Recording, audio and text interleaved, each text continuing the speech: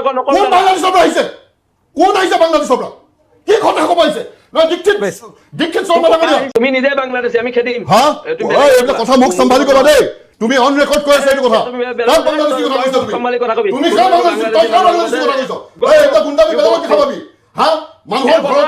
এই গুণ্ডামি বেলেগত দেখাবি এই গুণ্ডামি বেলেগত দেখাবি এইবিলাক অভদ্ৰামি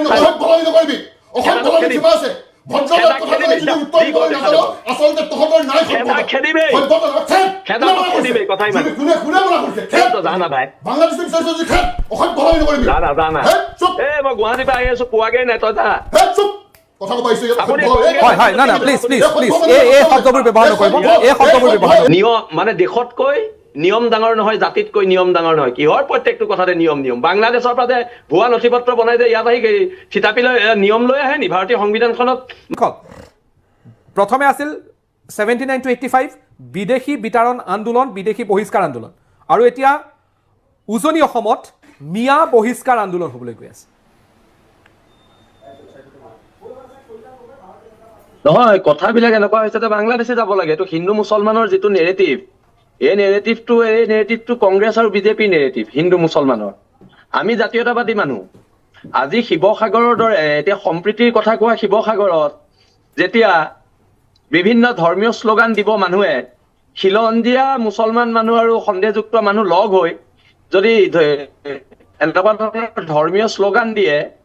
তেতিয়া তাত আমাৰ আপত্তি আছে কাৰণ আজিলৈকে আমি জয় শ্ৰীৰাম কোৱা নাই আমি জয় আই অসমেই কৈ আছো হৰ হৰ মহাদেৱ কৈ ৰাস্তাত ওলাই অহা নাই আমি জয় আই অসম কৈয়ে ৰাস্তাত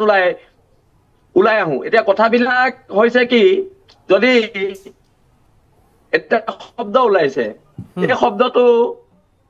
যিকেইজনে সম্প্ৰীতি বিনষ্ট কৰিছে তেওঁলোকক কওক আমাক কৈ লাভ নাই আমি যুঁজা মানুহ আমি যুঁজিম আমি ৰঙৰ কুকুৰা ৰণতে মৰিম কিন্তু কথাটো হৈছে আজি নগাঁৱৰ জনবিন্যাস চেঞ্জ হৈ গৈছে আজি বট্ৰদুৱা শংকৰদেৱৰ পীঠস্থান আমাৰ হাতৰ পৰা গুচি গ'ল আমাৰ সত্ৰখনেই গুচি গ'ল অসমীয়া জাতিৰ মেৰুদণ্ড স্বৰূপ আমাৰ বৰদোৱা সত্ৰৰ আশে পাশে আমাৰ মানুহ নাই চব সন্দেহযুক্ত মানুহে লৈ ললে এতিয়া আমাৰ শিৱসাগৰ আমাৰ ৰংঘৰ ল'ব লৈছে এটা ৰংঘৰৰ ওচৰে পাজৰে গোটেই সন্দেহযুক্ত মানুহ আজি আমাৰ কোনো হিন্দু খিলঞ্জীয়া মানুহে হিন্দু বঙালী মানুহক আশ্ৰয় দিয়া নাই ঘৰৰ পিছফালে ভাড়াঘৰ আজি কিন্তু খিলঞ্জীয়া মুছলমান মানুহে ঘৰৰ পিছফালে ভাড়াঘৰ আজি এই সন্দেহযুক্ত মানুহখিনিক আশ্ৰয় দিছে তাত আমাৰ আপত্তি আছে এতিয়া আমি হিন্দু বাংলাদেশী খেদি জেললৈ গলো আমি জাতীয়তাবাদী 13 দিন CID লকআপত থাকিলো আমি জাতীয়তাবাদী মাৰোৱাৰীৰ বিৰুদ্ধে আন্দোলন কৰিলে আমি জাতীয়তাবাদী বিহাৰীৰ বিৰুদ্ধে আমি আন্দোলন কৰিলে জাতীয়তাবাদী বঙালীৰ বিৰুদ্ধে আন্দোলন কৰিলে আমি জাতীয়তাবাদী কিন্তু আমি সন্দেহযুক্ত মুছলমান বাংলাদেশী এগেইনষ্টত যদি আমি আন্দোলন কৰো তেতিয়া আমি সাম্প্ৰদায়িক কি কথা এইবিলাক এইবোৰৰ বিৰুদ্ধে প্ৰতিবাদ হ'ব ঠিক আছে মই শৃংখল চলিহা মই আপোনাক অনুৰোধ জনাম আপুনি সম্ভৱতঃ গাড়ীৰে আহি আছে মই যিমান দূৰ জানো গুৱাহাটীলৈ আপুনি যদি এটা জেগাত গাড়ীখন ৰখাই লয় আপোনাৰ ভিডিঅ'টো বহুত পজ হৈ আহি আছে নেটৱৰ্কৰ এটা সমস্যা হ'ব পাৰে আপুনি যদি এটা জেগাত গাড়ীখন অলপ সময় ৰখাই লয় মই ইমতিয়াজ হুছেইন আছে ইমতিয়াজ হুছেইনৰ ওচৰলৈ যাওঁ তাৰপিছত ভাৰতীয় জনতা পাৰ্টিৰ ওচৰলৈ আহিম ইমতিয়াজ হুছেইন মানে কথাটো হৈ গ'ল কি দেখা যায় বৰ্তমান চৰকাৰখনে সমগ্ৰ যদি পেন ইণ্ডিয়া হিচাপে আপোনালোকে কথাখিনি চিন্তা কৰে যেতিয়াই ঘৰ ৱাপচিৰ কথা আহিছে তেতিয়া তেওঁলোকে কিছুমান মানুহ এনেধৰণৰ আনলিষ্ট কৰি দিয়ে য'ত ৰাস্তাই ঘাটাই গৈ কাৰণে এটা গণ উন্মাদনাৰ সৃষ্টি কৰে আপুনি ঘৰ ৱাপচিৰ কথাই হওক কাউ ভিজিলেণ্টিজিমৰ কথাই হওক এনেধৰণৰ বিভিন্ন ঘটনা দেখা পোৱা যায় আমি পাকিস্তানৰ কথা কওঁ যে তেওঁলোকে নিজৰ পলিচিছখিনি ISI পাকিস্তানে নিজৰ পলিচিছখিনি এক্সিকিউট কৰিবলৈ তেওঁলোকে টেৰৰিষ্টৰ সহায় লয়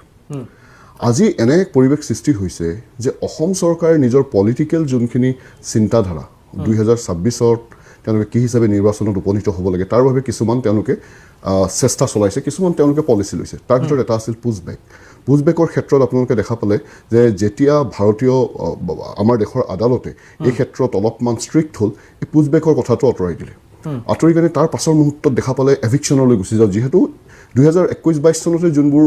আদালতে অৰ্ডাৰ দি ৰাখিছিল সেই আদালতৰ অৰ্ডাৰবিলাকক এক্সিকিউট কৰিবলৈ তেওঁলোকে 2025ক বাছি ল'লে কাৰণ 2026ত নিৰ্বাচন আছে আৰু এভিকশ্যন যেতিয়া কৰা আৰম্ভ কৰিলে তেতিয়া আমি দেখা পালোঁ বিভিন্ন দল সংগঠনে গৈ কিনে এভিকশ্যনত চিঞৰ লগালে আজি উৰিয়াম ঘাটৰ কথাতে কওঁ আজি 5-6 হাজাৰ মানুহক এভিকশ্যন কৰিবলৈ তেওঁলোকে কৰিলে কিন্তু 40,000-50,000 মানুহ সেই ফৰেষ্ট লেণ্ডতে বসবাস কৰি আছে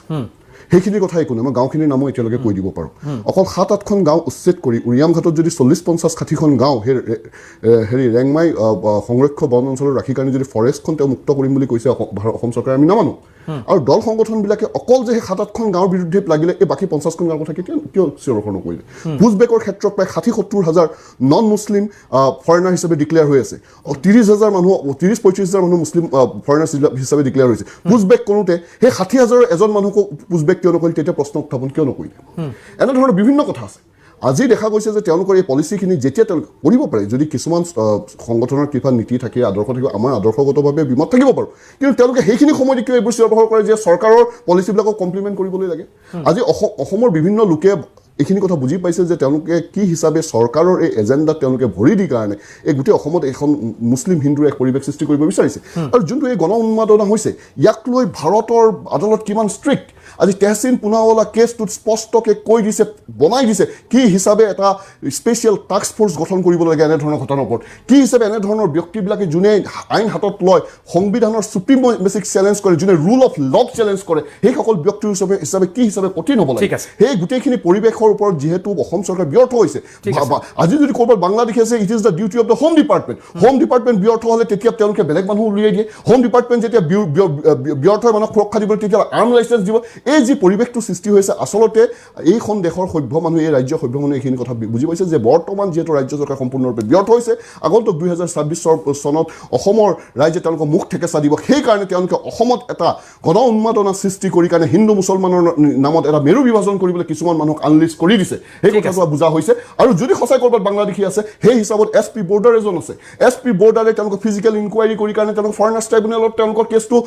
ট্ৰান্সফাৰ কৰিবলৈ যদি ক'ৰবাত তেনেধৰণৰ সন্দেহযুক্ত ব্যক্তি আছে সেইখিনি ইনফৰমেশ্যন দিব লাগিব কিন্তু আইন লৈ কোনোবাই নিজে SP হ'ব কোনোবাই নিজে ইলেকশ্যন অফিচাৰ হ'ব এইখন দেশ আমি কোনফালে গৈ আছোঁ এই দেশৰ আইন ব্যৱস্থা কোনফালে গৈছে where is the rule of law constitutional supremacy ক'ত গ'ল এই কথাখিনি মই শৃংখলৰ পৰা এটা প্ৰতিক্ৰিয়া লৈ লওঁ তাৰপিছত মই বিজেপি কংগ্ৰেছৰ ওচৰলৈ আহিম শৃংখল চলিহা আপুনি মোক শুনি আছে আমচুৰ প্ৰসংগ আপুনি শুনা পালে কথাখিনি আপুনি শুনা পালে শৃংখল চলিহা চাওক জাতিৰ ক্ষেত্ৰত আমি ইয়াৰ খিলঞ্জীয়া মানুহ আমি ইয়াৰ ভূমিপুত্ৰ মানুহ আমি য'ত ইচ্ছা ত'তে থাকিব পাৰিম আৰু এইটো আমাৰ এইটোৱে জাতীয়তাবাদ আমি য'ত ইচ্ছা ত'তে থাকিব পাৰিম আৰু সকলো কথাতে নিয়ম নাহে ল নাহে হা এটা কথা ধিং যেতিয়া কাণ্ড হৈছিলে ধিং কাণ্ডটো হওঁতে কোনখন আইনৰ ভিত্তিত ৰেপ কৰিছিলে বাংলাদেশীয়ে হা আইন কানুনৰ কথাবিলাক জাতিৰ ক্ষেত্ৰত নাহে দেশ বুলিলে আদেশ নালাগে দেই এই কথাটো স্পষ্ট দেশ বুলিলে আদেশ নালাগে হাজাৰ হাজাৰ ৰনুৱা ঘোঁৰাৰ তেজেৰে তোক বুক কৰা আমাৰ জাতি সত্তা এইবিলাক কথা কৈ আমাক নিয়মৰ কথা কৈ ইয়াত বাংলাদেশী আনিব আৰু আমি ঘৰত বহি হাত সাৱটি বহি থাকিম এইটো কথা নহয় মই পুনৰ কৈছো নিয়ম মানে দেশতকৈ নিয়ম ডাঙৰ নহয় জাতিতকৈ নিয়ম ডাঙৰ নহয় কিহৰ প্ৰত্যেকটো কথাতে নিয়ম বাংলাদেশৰ পৰা যে ভুৱা নথি পত্ৰ বনাই যে ইয়াত আহি থিতাপি লৈ নিয়ম লৈ আহে নি ভাৰতীয় সংবিধানখনত মানি আহে নি হা কথা ক'বলৈ আহে হা বাংলাদেশৰ পৰা আহে চৰম নাইকিয়া ইহঁতি হা চৰম থকা মানুহ আহিব নি নিজৰ দেশখন এৰি পেলাই ইহঁতৰ চৰম নাই কাৰণে আহে চৰম নাইকিয়া ইহঁতি সেইকাৰণে আহে নিজৰ দেশখন এৰি আজি মই অসম ভূখণ্ড এৰি যাম নেকি বেলেগ দেশতে মনে মনে থাকিবলৈ যাবলৈ হা এটা চৰম আছে চৰম নাই কাৰণেতো এইবিলাক কাম কৰে এতিয়া আকৌ এতিয়া বাংলাদেশী মানুহে ক'ব ভাৰতৰ সংবিধানৰ কথা ইয়াত বাংলাদেশী মানুহে ইয়াত ভাৰতৰ সংবিধানৰ নিয়ম নীতিৰ কথা ক'ব হা এইবিলাক নিয়ম নীতি বাংলাদেশত গৈ কওকগে কোন বাংলাদেশী মানুহৰ কথা কৈছে আপুনি কোন বাংলাদেশী মানুহৰ কথা কৈছে কোন বাংলাদেশী মানুহৰ কথা কৈছে আপুনি নহয় কোন বাংলাদেশী মানুহৰ সংবিধানৰ কথা কৈছে তুমি নিজে বাংলাদেশী আমি খেদিম হা এইবিলাক কথা মোক চম্ভালি ক'বা দেই তুমি অন ৰেকৰ্ড কৰি আছা এইটো কথা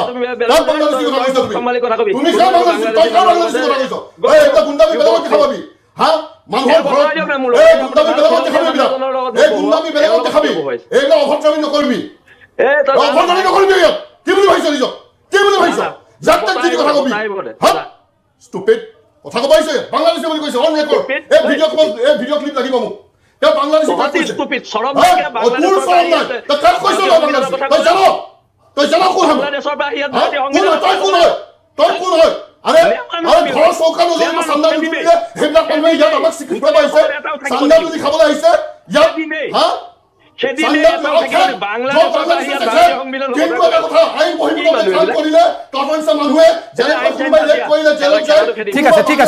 ঠিক আছে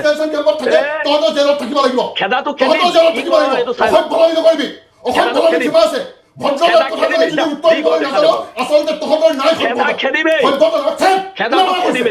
কোনে মনা কৰিছে বাংলাদেশে বিচাৰিছে যদি খেদ অসভ্য হ'লে নকৰিবি চুপ মই গুৱাহাটীৰ পৰা আহি আছো পোৱাগেই নাই তই যা চুপ কথা ক'ব আহিছে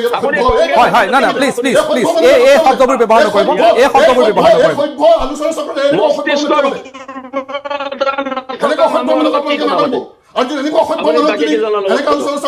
ঠিক আছে ঠিক আছে ঠিক আছে ঠিক আছে ঠিক আছে কি দাদা চুক্তি তৰ্ক কৰিম কিনাৰ কেইজনৰ লগত পাতি লওক ঠিক আছে ঠিক আছে ঠিক আছে ইমান সাহস সি চিনি নাপায় কাক বাংলাদেশী ক'ব আহিছে আৰে কোৰ্টত লগ ধৰিম তোক তই কাক বাংলাদেশী কৰিছ তোক কোৰ্টত লগ ধৰিম ঠিক আছে সাহস ক'ত পালি ঠিক আছে ঠিক আছে ঠিক আছে ঠিক আছে সাহস ক'ত পালি লাহে লাহে পূৰ্বপুৰুষ এখন দেশৰ হয় মাতিলে কৰিলে যাম নি মাতিম নহয় তই কি বুলি ভাবিছ পূৰ্বপুৰুষৰ ইতিহাসটো শুনিলে তই ভয়ে খাবি তোৰ ঠিক আছে ঠিক আছে পাইছ দেশ সংবিধান বিৰুদ্ধে কৰি কাৰণে কিবা এটা কথা ক'বলৈ আইনগত কথা এটা ক'লে তেওঁলোকে ঠিক আছে ঠিক আছে ইমানখিনি সাহস আমি বাংলাদেশৰ পৰা অহা মানুহৰ লগত যুক্তি